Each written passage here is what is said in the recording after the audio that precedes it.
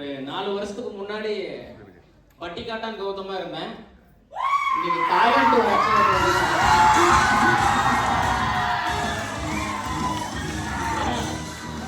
இந்த கௌதம் நீங்க இப்படிதான் பார்த்துருக்கீங்க. ஒரு 4 வருஷத்துக்கு முன்னாடி கிழிஞ்ச டிராயரும் கிழிஞ்ச பனியும் போட்டு காட்டு வேலைக்கு போயிட்டு இருந்த கௌதம் யாரும் பார்த்தது கிடையாது. இந்த கூட்டத்தில் யாருமே பார்த்தது கிடையாது. என்னோட ஃப்ரெண்ட்ஸாக இருந்தாலும் சரி யாரும் பார்த்தது கிடையாது. ஆளாருடைய எல்லாம் டியூ சாப்பிட்டு தான். டியூ சாப்பிட்டு கோடான கோடி நன்றி. என்னை வாழ வச்சு தெய்வம்.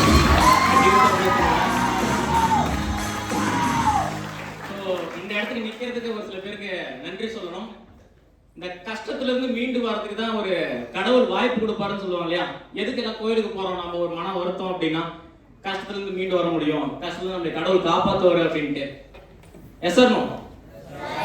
அதே மாதிரி கஷ்டத்துல இருந்த என்ன 2021 கஷ்டத்துல இருக்கும் போது நான் 7th போயிட்டு அட்மிஷன் போறதுக்காக வெயிட் பண்ணிட்டு இருக்கேன். 1000 பேர் அங்கேயும் இங்கேயும் அலம்போதிட்டு இருந்தாலும் என்னை மட்டும் தனியா நேரில் வந்து மீட் பண்ணி ஒரு துண்டு சீட்டு கொடுக்குறாரு. இதுல உன் நம்பரும் உன் பேர் மட்டும் எழுதி கொடுப்பா அப்படிங்கிறாரு. உன் நம்பரும் உன் பேர் மட்டும் எழுதி கொடுப்பாங்கிறாரு. அந்த துண்டு சீட்டு தாங்க நீ இங்க நிக்க வச்சிருக்கு. வேற எதுவுமே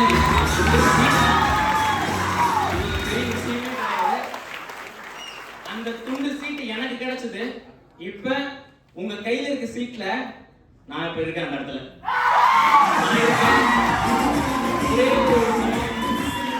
ஒரே ஒரு விஷயம், வாய்ப்பை தேடி போனேன். குடும்பத்துல இருக்கிற கஷ்டத்தை நினைச்சு உண்மையுமே இந்த 12வது படிச்ச லீவ்ல வாய்ப்பை தேடி போனேன். இந்த வாய்ப்பை பத்தி கேட்டேன். உங்களுக்கு ஆரம்பத்தில் வந்து 2 பேர் சொல்லியிருப்பாங்க, எக்ஸ்பிளேஷன் கொடுத்துருப்பாங்க.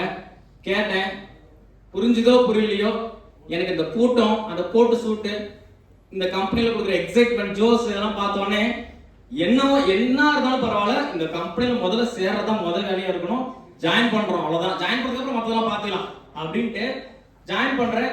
உண்மையாலுமே அந்த உங்களுக்கு எல்லாம் ஸ்டார்டிங் சொல்லியிருப்பாங்க, இந்த எஜுகேஷன் ஃபீஸ், ஸ்கில் எல்லாம் கத்துக்கலாம், நம்ம பிசினஸ் எல்லாம் பண்ணிக்கலாம் அப்படின்ட்டு. அந்த ஃபீஸ் சொல்லும் போது எனக்கு அதே ஒரு விஷயம் தான் உங்க மைண்ட் எல்லாத்துக்கும் ஓடிட்டு இருக்கோம். எல்லாம் கரெக்ட் தான். ஆனால் ஆரம்பத்தில் மட்டும் ஏதோ 13, 3, 4, 9 போட்டிருந்தாங்களே, அது மட்டும் தான் கொஞ்சம் இடிக்குது அப்படின்னு நீங்க யோசிச்சிருப்பீங்க. அதே யோசனை தான் 2022 எனக்கும் வந்தது. இங்க சொல்ற எல்லாத்தையும் கேட்டுக்கோங்க. நான் இதுல ஜாயின் பண்றதுக்கு கூலி வேலைக்கு போய் ஜாயின் பண்றதுக்கு முன்னாடி கூலி வேலைக்கு போயிட்டு இருந்த ஒரு கௌதம் தான். கடன் வாங்கி தான் நானும் இந்த ஃபீஸுங்கிறது பே பண்ணேன். கத்துக்கிறதுக்காக, படிப்புக்காக, திறமைக்காக நான் பே பண்ணேன். உண்மையாலுமே கடவுள் அது வீணாக்கல, அந்த ஃபீஸை வீணாக்கல. எனக்கு பல மடங்கு அது மூலமா எனக்கு படிப்பையும் சரி, பல மடங்கு அது மூலமா எனக்கு திறமையும் சரி, பல மடங்கு எனக்கு நல்ல வாழ்க்கையும் சரி அந்த ஃபீஸ் எனக்கு கொடுத்துருக்குது. உண்மையாலுமே டியூஸ் ஆஃப் இல்ல அப்படின்னா நான் இன்று ஆக்சுவலா நான் ரியலா நான் சொல்றேன், இன்னைக்கு என்னோட ஃப்ரெண்ட்ஸ் கூட சேர்ந்து கொத்து வேலைக்கு போயிட்டு ஒரு நாளைக்கு 600 ரூபா கிடைக்குதா, அது 200 ரூபா எடுத்து போய் கவர்மெண்ட்டுக்கு வரி கட்டிட்டு டாஸ்மார்க்ல அப்புறம் மட்டை ஆயிட்டு அடுத்த நாள் மறுபடியும் கூலி வேலைக்கு போயிட்டு அந்த செலவை எடுத்து உடம்பு வலின்னு சரக்கு அடிச்சுட்டு இருக்கணும். டியூஸ் ஆஃப் இல்ல அப்படின்னா, இந்த வாய்ப்பை பயன்படுத்தல அப்படின்னா, சார் பயன்படுத்துறதுனால என்ன சார் நீங்க கத்துக்கிட்டீங்க, என்ன பண்ணிட்டு இருக்கீங்க அப்படின்னா, பயன்படுத்துறதுக்கு முன்னாடி வரைக்கும் 1வது இல்லைங்க, பாலர் பள்ளியில இருந்து 12வது வரைக்கும் I am just government school student தான். கவர்மெண்ட் ஸ்கூல்ல கொடுக்குற சாப்பாடு தான், கவர்மெண்ட் ஸ்கூல்ல கொடுக்குற அந்த 2 சட்டை, ஒரு டிராயர் தான், ஒரு பேண்ட் தான், கவர்மெண்ட் ஸ்கூல்ல கொடுத்த சைக்கிள் தான். அதுல தான் எல்லாமே வாழ்க்கை ஓடுனுச்சு. என் வாழ்க்கை அதுல தான் ஓடுனுச்சு. எங்க அப்பா அம்மா இருக்கிற வரைக்கும் நல்லா தான் போனுச்சு. 8வது என் லைஃப்ல ஒரு மிகப்பெரிய டர்னிங் பாயிண்ட் ஆகுது, சர்ப்ரைஸ் ஆகுது.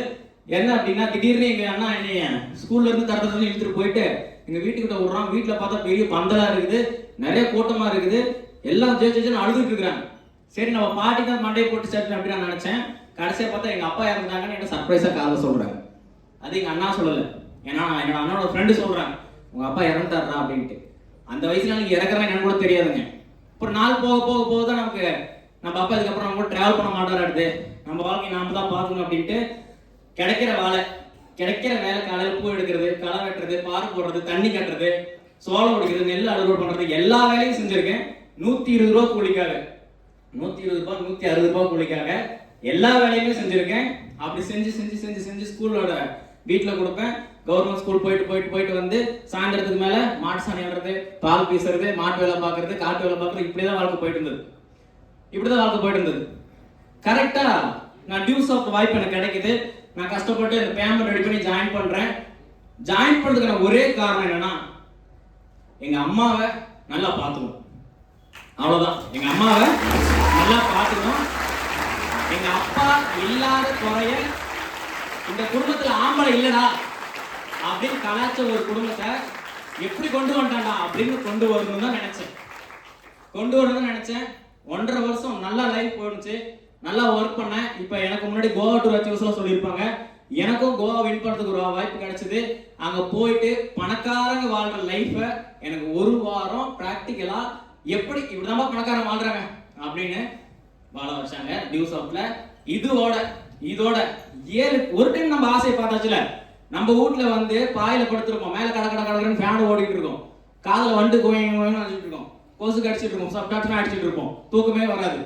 அங்க போனா இந்த பக்கம் திரும்பினாலும் ஏசி, இந்த பக்கம் திரும்பினாலும் ஏசி, முன்னாடி பார்த்தா ஸ்விம்மிங் பூல், படுத்த 1.5 அடிக்குள்ள பெட்டு போகுது.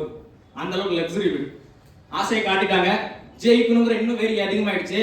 அதோட கிட்டத்தட்ட ஒரு 7 டைம் கோவா அச்சீவ் பண்ணி போயிட்டு வந்தேன்.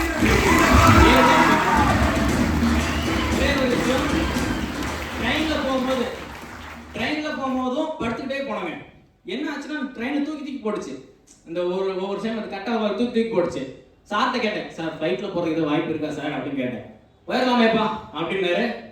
2024 நினைக்கிறேன், கோவாவுக்கு ஃப்ளைட்ல கோவா வாஸ்கோ ட காமால இருந்து நாங்கள் பெங்களூருக்கு ஃப்ளைட்ல தான் வந்தோம்.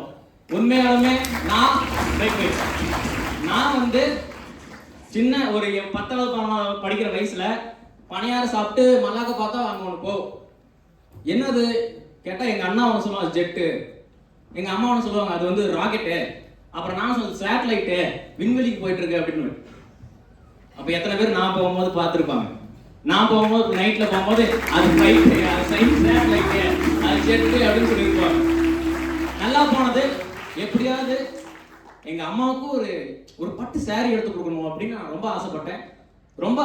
அது எப்படியாவது போனஸ்ல வாங்கி கொடுக்கணும் அப்படின்ட்டு 2023 ஜூலை 5ஆம் தேதி எனக்கு என் லைஃப்ல எதிர்பார்க்க முடியாத ஒரு கால் எனக்கு வருது.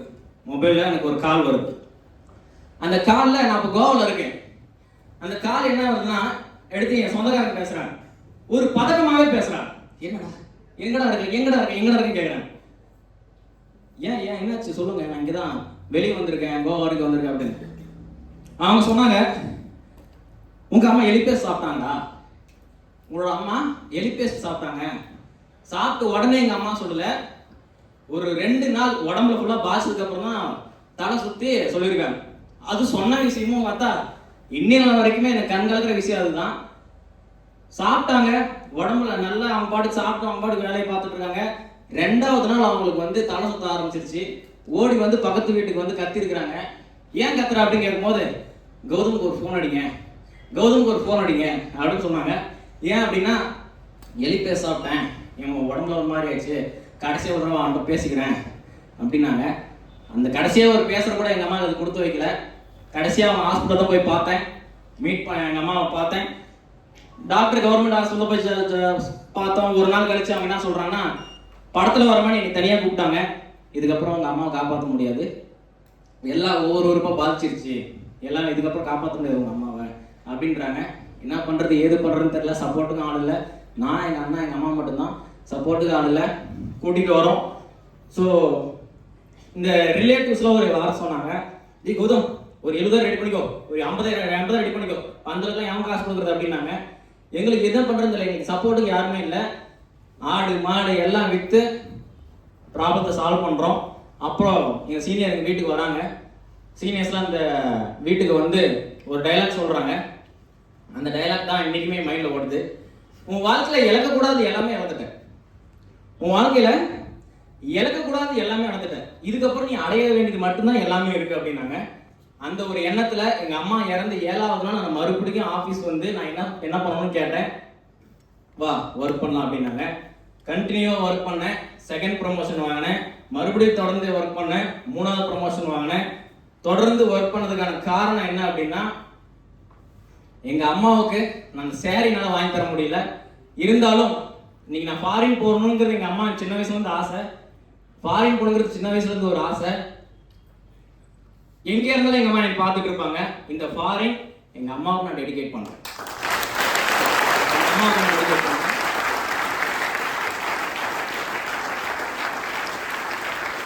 கண்டிப்பாக இந்த ஃபாரின்ங்கிறது என்னோட பரம்பரையில் யாருமே போகாத விஷயம். நான் உண்மையான சொன்னால் இங்கிருந்து ஊட்டி கூட போனதில்லை. இப்போ வரைக்குமே ஊட்டிக்கு ஒரு டைம் கூட போனதில்லை. கொடைக்கானலுக்கு ஒரு டைம் கூட போனதில்லை. ஒரே ஒரு டைம் திருப்பதி போய் மொட்டை அடிச்சிருக்கேன். அவ்வளோதான்.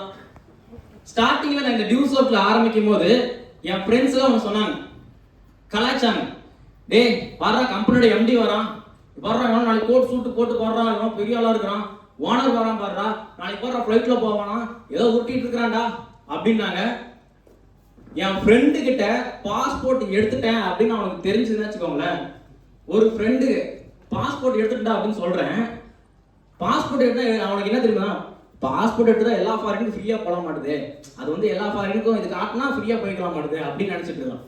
ரேஷன் கார்டு மாதிரி இது காட்டினா பொருள் கொடுப்பாங்க, அது மாதிரி பாஸ்போர்ட் காட்டினா ஃப்ரீயா எல்லா இடத்துக்கும் போய்க்கலாம் அப்படின்னு நினைச்சிட்டு இருக்காங்க. உண்மையாலுங்க என்னோட ட்ரீம் இன்னைக்கு நான் ஃபாரின் போயிட்டு, இன்னைக்கு சார் கூட சொல்லியிருந்தாரு, ஃபாரின்ல ஒரு செலவுக்கு ஒரு 30,000 ரூபாய் எடுத்துக்கோங்கப்பா அப்படின்றாரு. என்னோட சொந்தக்காரங்க 2 நாள் முன்னாடி கூட என்னோட சொந்தக்காரங்கிட்ட எதிர்ச்சியா போய் மீட் பண்றேன். பூத் ஸ்லிப் வாங்குறது, ஓட்டு போறது மீட் பண்றேன். கௌதம், எப்படியாவது உனக்கு வயசு இருக்கு, எப்படியாவது பிசி எக்ஸாம் எழுதிடலாம் அப்படின்றாங்க. உனக்கு 17,000 ரூபாய் சம்பளம் கிடைக்கும். நான் 30,000 ரூபாய் ஃபாரின்ல போய் செலவு பண்றதுக்கு பேமெண்ட் யோசிச்சுட்டு இருக்கேன், சம்பாதிச்சுட்டு இருக்கோம்.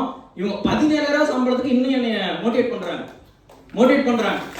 இதுதான் என்னோட சொந்தக்காரங்க எனக்கு கொடுத்த அறிவுரை. வாழ்க்கையில பணக்காரனாவது எப்படி, உன் குடும்பத்தை கஷ்டம் இல்லாத பாத்துக்கிறது எப்படின்னு கத்து கொடுக்கற இடம் தான் டியூஸ் அவுட். இன்னைக்கு வந்து வாழ்க்கையில நாம வந்து ஒரு வேலைக்கு போறது எப்படின்னு கத்து கொடுக்கறது டியூஸ் அவுட் கிடையாது. ஒரு மாசம் 15,000 சம்பளம் வாங்குறது எப்படின்னு கத்து கொடுக்கறது டியூஸ் அவுட் கிடையாது. இன்னைக்கு நீ ராஜா மாதிரி வாழ்றது எப்படி அப்படின்னு கத்து கொடுக்கறது தான் டியூஸ் அவுட். இன்னைக்கு அதை 4 வருஷமா தொடர்ந்து செஞ்சோம். இன்னைக்கு உண்மையாலுமே அந்த கௌதமுக்கும் மேல இருக்கிற லெட்டரை பார்த்தாலே இந்த சலூன் கடை சண்முகன் வடிவில் ஒரு காமெடி வரும். ஐயோ ஒரு முறை சொல்லுங்கன்ட்டு நானாவது தாய்லாந்து நானாவதுங்கிற மாதிரி கௌதம் ஃபாரின் போறான் அப்படிங்கிற மாதிரி யோசிக்க வச்சு இன்னைக்கு ஜெயிக்க வச்சிருக்கிறாங்க.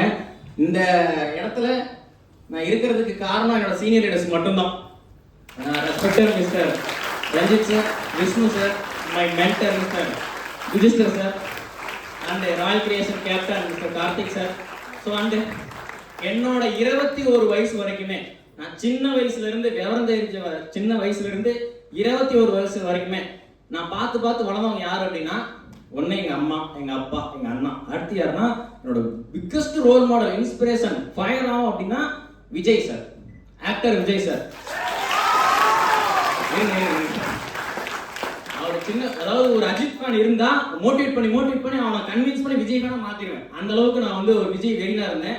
2021 செப்டம்பர் 19ஆம் தேதி ஒருத்தரை மீட் பண்றேன். அவர் ஸ்பீச் கேட்கிறேன். அன்றில் இருந்து இன்று வரை என்னோட இன்ஸ்பிரேஷன், என்னோட role model mister Ravichandran sir.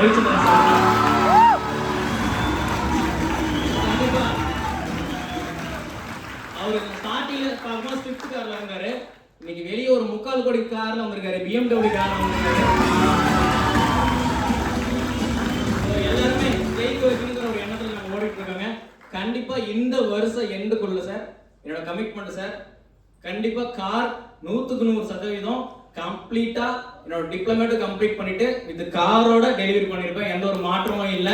Car வாங்கிட்டு என் ஊருக்கு போகணும்.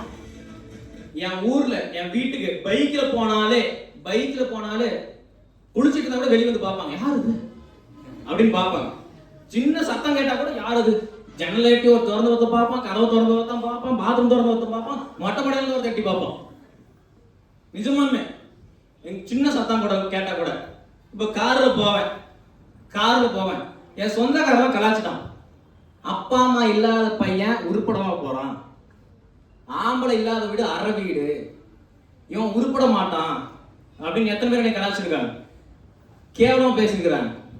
அவங்களுக்குலாம் ஒன்று சொல்லணும், இந்த கார் கண்ணாடி இறக்கிட்டு கார் கண்ணாடி இறக்கிட்டு அவங்க யாருன்னு கேட்டா என்ன தெரியுமா சொல்லணும்? ராமச்சந்திரன் பிரேமா பெத்த பையன்டா.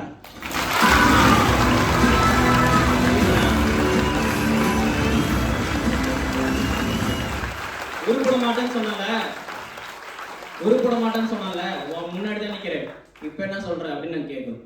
கண்டிப்பா அது இந்த வருஷம் நடக்கதான் போகுது. எந்த ஒரு மாற்றமும் இல்லை, டெஃபினட்டா நடக்கும். எந்த ஒரு மாற்றமும் இல்லை. தாய்லாந்து போனாலே நிறைய பேர் எங்க வீட்டுக்கு முன்னாடி நிறைய பேர் 10 வச்சிருவாங்கன்னு நினைக்கிறேன். லாஸ்டா சார் ஃப்ளைட்ல போயிட்டு வந்தேன். வீட்டுக்கு முன்னாடி எரி விட்டாங்க. இன்னும் தெரியல என்ன எரி விட்டாங்கன்னு தெரியல. இந்த இடத்துல ஒன்று சொல்றேன், என் சொந்தக்காரங்களுக்காக ஒரு கிளாப் பண்ணிக்கோங்க. என் சொந்தக்காரங்களுக்காக முன்னேறி இருக்கேன். என் சொந்தக்காரங்களும் ஒரு காரணம். ஏன்னா அவங்களோட அந்த உந்துதல் தான் நாங்க மேடையில் ஏறி பேசிட்டு இருக்கோம். வேற அவங்களும் ஜெயிச்சு காட்டணும். வேற அவங்களுக்கு குரலா எதுவும் கிடையாது. ஜெயிக்கணும், விடாம ஜெயிக்கணும். இது ஃபர்ஸ்ட் தாய்லாந்து தான். கண்டிப்பா இந்த இடத்துல சூன் கௌதம் மேல பிராண்ட் தாய்லாந்து அச்சீவ்மெண்ட் வருதா? கௌதமுக்கு மேல 2 அச்சீவ்மெண்ட் வரும் இந்த வருஷத்துல. அக்டோபர் 10க்குள்ள பிராண்ட் நியூ ராயல்டி ஹோல்டர் ஒன்று வரும் and brand new car achiever அப்படின்னு வரும். அது எந்த ஒரு மாற்றமும் இல்லை. எங்க ஊர்லயே இன்னைக்கு எனக்கு 22 வயசு ஆகுதுங்க. மே வந்தா 23 முடிவுக்குள்ள கார் வாங்கிட்டு எங்க வீட்டுக்கு போய் நிறுத்தி அந்த டயலாக் சொல்ற வரைக்கும் இந்த மைண்ட் ஓயாது. ஓஞ்சதுக்கு அப்புறம் அடுத்தடுத்த டார்கெட்டையும் என்னவோ அதை நோக்கி கண்டிப்பா ஓட போறோம். ஸோ லாஸ்டா ஒரு 30 செகண்ட்ல ஒரு சின்ன ஒரு ஸ்டோரி நான் சொல்லணும்னு ஆசைப்படுறேன். எல்லாத்துக்கும் நான் ஆல்ரெடி இருக்கிறவங்க தெரிஞ்ச ஒரு ஸ்டோரி. ஒரு கிணத்துக்குள்ள ஒரு 10 தவக்கலைங்க ஒரே கேங்னு வச்சுக்கோங்களேன். ஒரே கேங் பல வருஷமா அந்த 10 தவக்கலைங்க இந்த கிணத்துக்குள்ளே தான் வாழுதுங்க. ஓகேங்களா? அதுல ஒரு 4 தவக்கலை என்ன நினைக்குது அப்படின்னா, எத்தனை வருஷம் தான் இதுக்குள்ளே இருக்கிறது, வெளியே வந்து தான் பார்க்கலாமே, வெளி உலகத்தை பார்க்கலாமே, மேல வரலாமே அப்படின்னு நினைக்குதுங்க. அதுக்காக ஜம்ப் மேல போக நினைக்குதுங்க. மேல போகணும்னு ஸ்டார்ட் பண்ணும் போது ஒரு 5 தவக்கலையில ஒரு 2 தவக்கலை மீதி 5 தவக்கலை சேர்ந்து இந்த 2 தவக்கலை கீழே தள்ளி விட்டுறது. மீதி 3 தவக்கலை இருக்குங்களா? அந்த 3 தவக்கலை போகுது. இந்த கீழே விழுந்த 2 தவக்கலை நாமளே கீழே விழுந்துட்டோம், நீ அவனுக்கு பிடிச்சிட்டு அப்படின்ட்டு 3 தவக்கலையில அந்த 2 தவக்கலையும் மீதி 2 தவக்கலையும் கீழே தள்ளி விட்டுருச்சு. ஒரு தவக்கலை எப்பயாச்சும் அடிச்சு பிடிச்சி மேல வந்துருது. மேல வர வரைக்குமே அந்த தவளைக்கு கொஞ்சம் தொந்தரவு இல்லையா. மீதி எல்லா தவக்கலையும் நாங்களே கீழே வந்துட்டோம், நீ மேல வந்துருவியா? நீ மேல வந்துருவியா? உன்னால மேல போக முடியாது, போய் கீழே வலிக்கிட்டு விழுந்துருவ, இல்ல உன்னை அவன் தள்ளி விட்டுருவான், இவன் தள்ளி விட்டுருவான், அவன் இழுத்து விட்டுருவான் அப்படின்ட்டு மீதி இருக்க எல்லா தவக்களையும் அந்த முதல் தவக்கலை பார்த்து கொஞ்சம் கேள்வி இல்லையாங்க. அந்த தவக்கலை மேல வந்து பார்த்ததுக்கு அப்புறம் இதுதான் வெளி உலகமா, நம்ம ஜெயிச்சிட்டோம் அப்படின்ட்டு. ஏன் அந்த தவக்கலை மேல வந்துச்சு அப்படின்னா, அந்த தவக்கலைக்கு காது கேட்காதான். அந்த காது கேட்காத தவளை பெயர் தாங்க கௌதம். அந்த காது கேட்காத தவளையோட பெயர் கௌதம். 4 வருஷமா எனக்கு காதே கேட்க மாட்டேங்குது. ஒரு 4.5 வருஷமா டியூசோல ஜாயின் பண்ணதுக்கு அப்புறம் யாரு முடியாதுன்னு சொன்னா எனக்கு காது கேட்காது, நோன்னு சொன்னா எனக்கு காது கேட்காது, முடியும்னு சொன்னா எனக்கு கேட்கும். அந்த மாதிரி எனக்கு ஆண்டவன் படிச்சுட்டாங்க. அடுத்து டியூசர் வந்ததுக்கு அப்புறம் ஒரு ஸ்பெஷல் ஸ்கில் எனக்கு கொடுத்துட்டாரு. அடுத்து so wish you all the best. கண்டிப்பா இந்த வருஷத்துல மென்மேலும் வளரணும். என்ன மாதிரி 4 வருஷத்துக்கு முன்னாடி இந்த இடத்துல நீங்க புதுசா வந்திருக்கீங்க. உங்க எல்லாத்துக்கும் ஒன்று சொல்லணும் அப்படின்னா, என்னோட பர்சனலா ஒன்று சொல்லணும் அப்படின்னா, அம்மா அப்பாவுக்காவது ஜெயிச்சு காட்டுங்க. உங்க அம்மா அப்பாவுக்காவது ஜெயிச்சு காட்டுங்க. Wish you all the best. Thank you so much. Jai Guru.